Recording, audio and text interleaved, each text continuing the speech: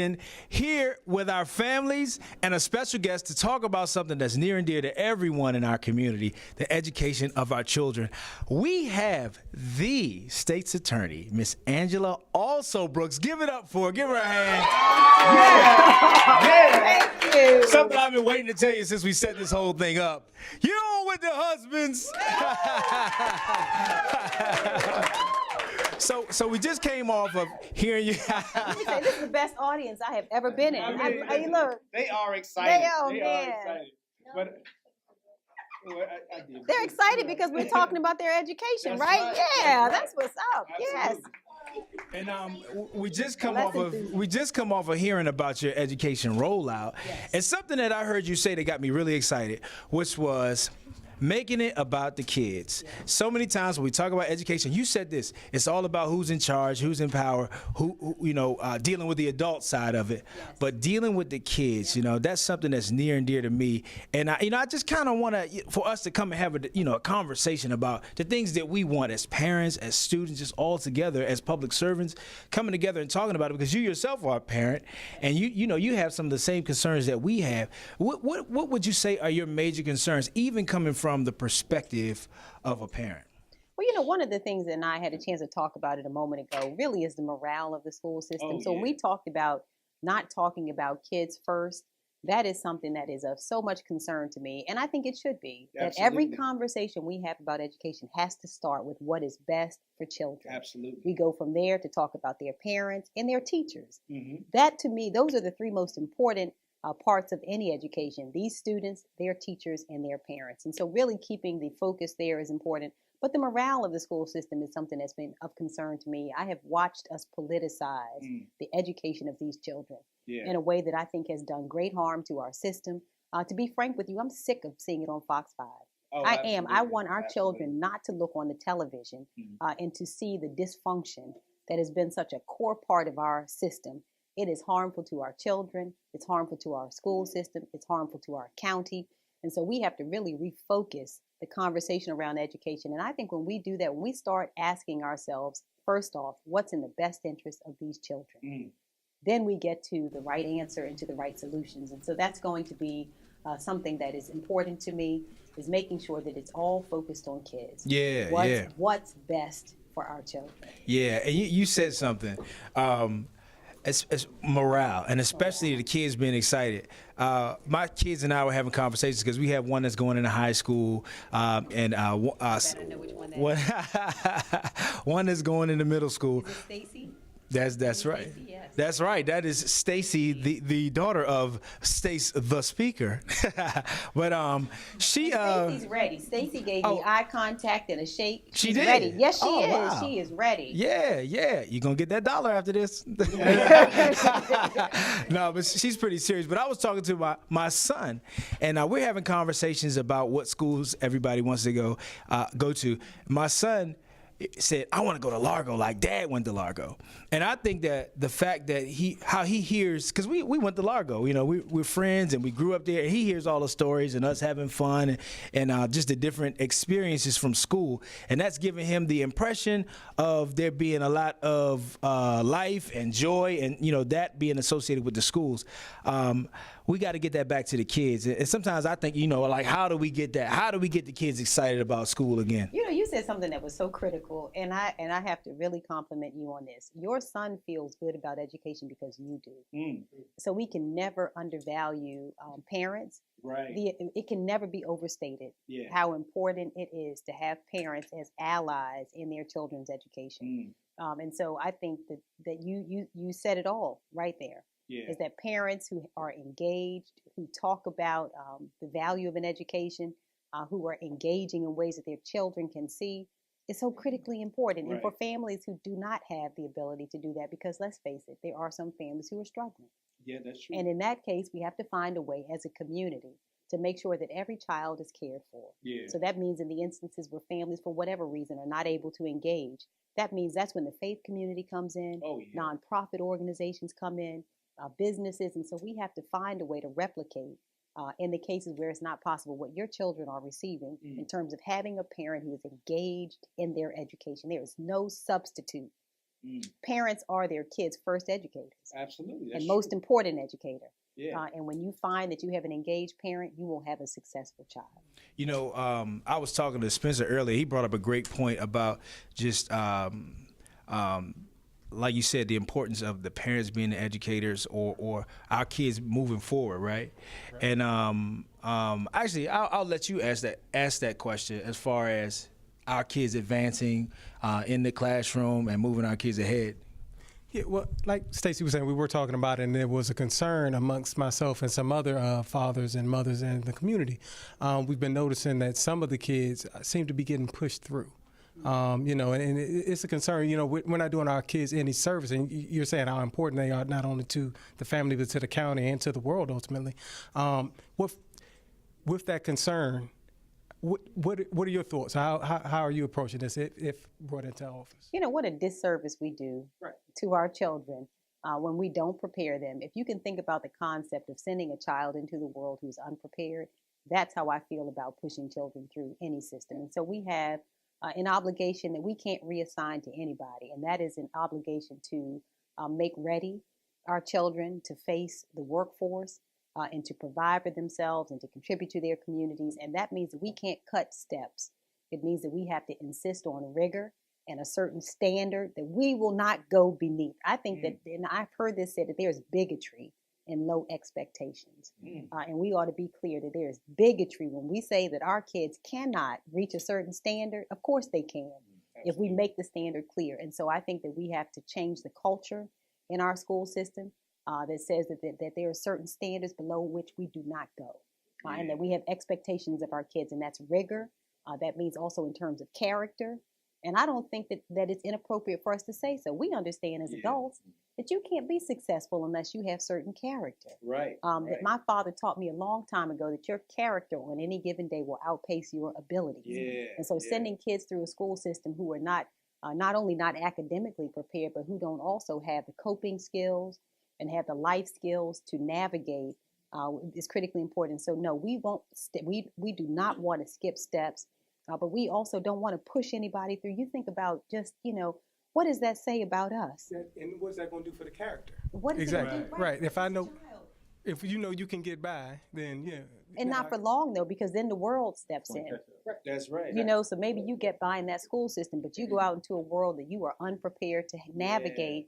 And you know what? And we as a community will deal with the effects of that for a long time. That's true. That was one of my favorite things that you said about character and teaching that, teaching that aspect of it in the classroom. And then you were talking about in the county and bringing businesses to the county and them having the expectation that our kids are prepared.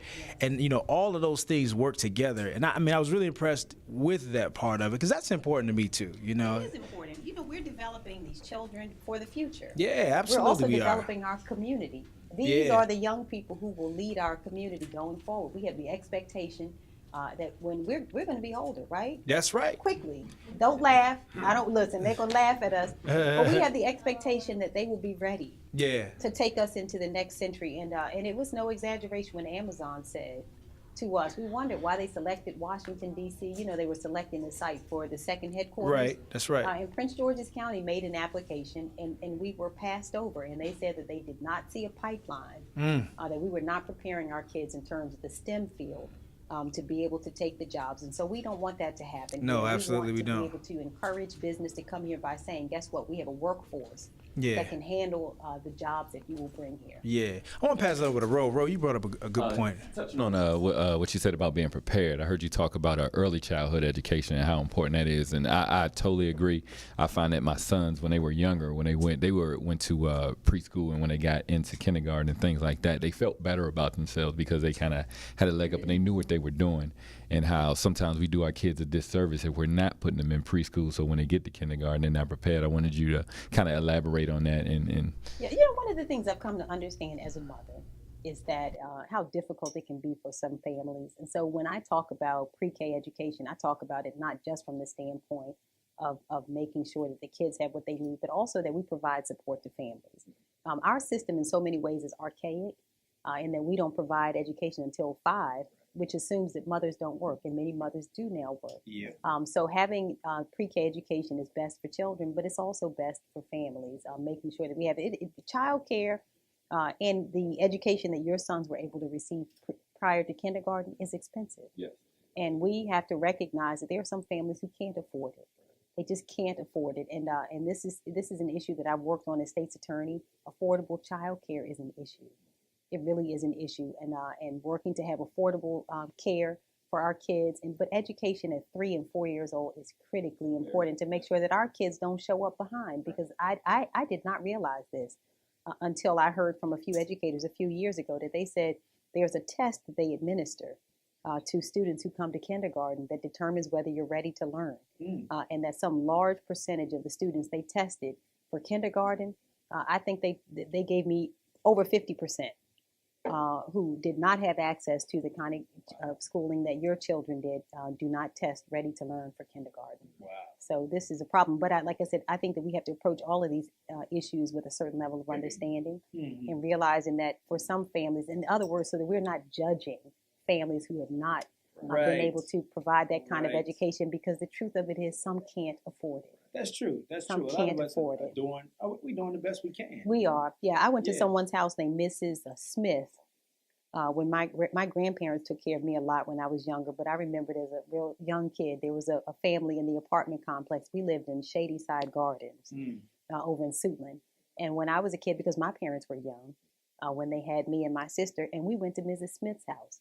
And that's what my parents could afford. That's right. You know, and so making sure we're not judging families who don't have access to the things that we can afford, but making so that every family has the same opportunities to provide for their kids. Speaking of opportunities, behind every good husband up here, we have good wives. And I wanted to give some of the wives opportunity to ask questions, because the truth is, you know, we're our own little community, and we do have these conversations amongst ourselves about the things that we want for our children and things that we see. And definitely, I know that the good Spans, his wife's here, and I know she has a question. Angie, what you got for us? Hello, Ms. Alsobooks. How are you? I'm doing wonderful. Thanks for coming. You're welcome.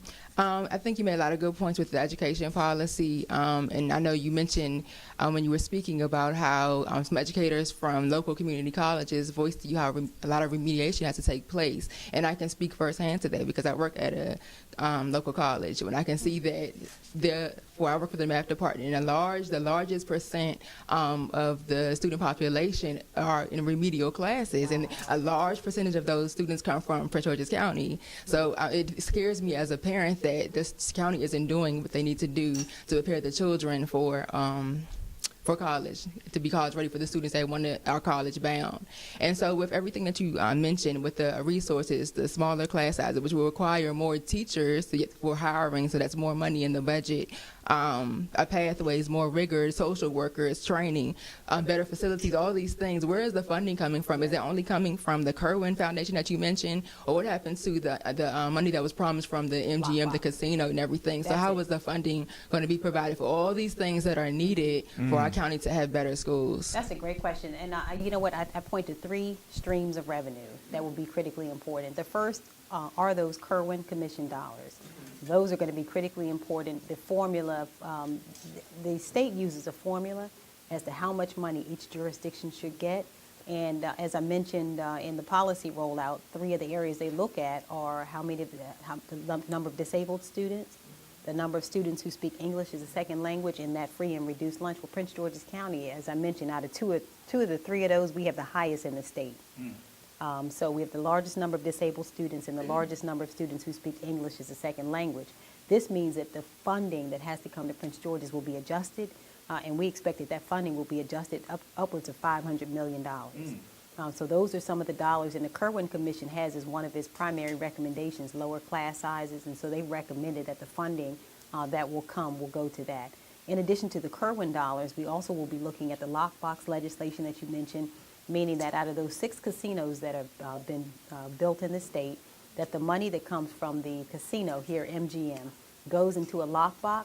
And this year, the legislators are passing legislation that will now require that those dollars can only be used for education. In other words, part of the concern was that the money went to an education trust fund.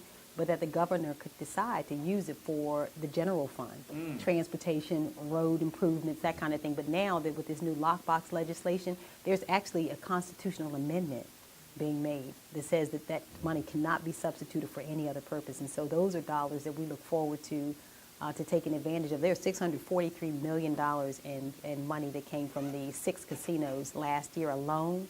So we expect that those dollars will be significant, and they will assist us with the things we need. The third stream of revenue that we have to really focus on in our county is increasing the commercial tax base. This is huge for us, and it's something that we have to really talk more about. We have got to increase the commercial taxes in Prince George's because we have on the backs of residents look to pay for education and public safety and all of those things. Because here, 70% of the tax revenues that Prince George's County takes in every year are residential taxes. Only 30% of the tax revenues are from commercial taxes.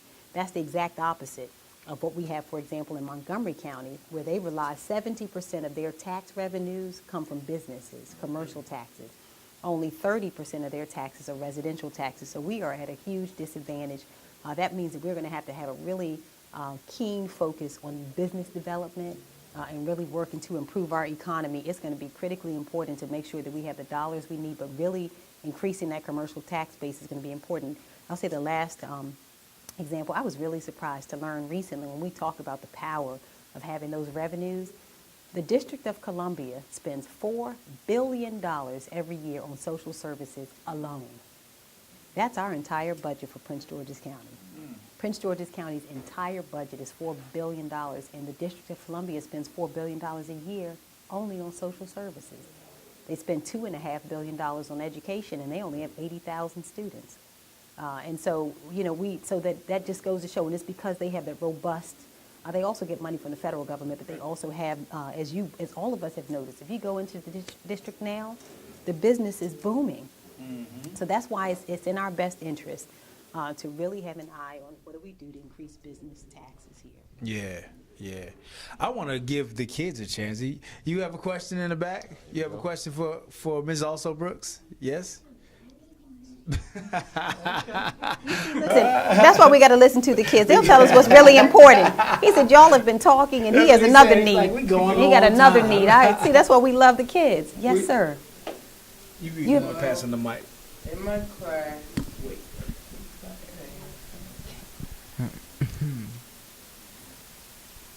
How am I gonna say this? In my school, I've been noticing that fidget spinners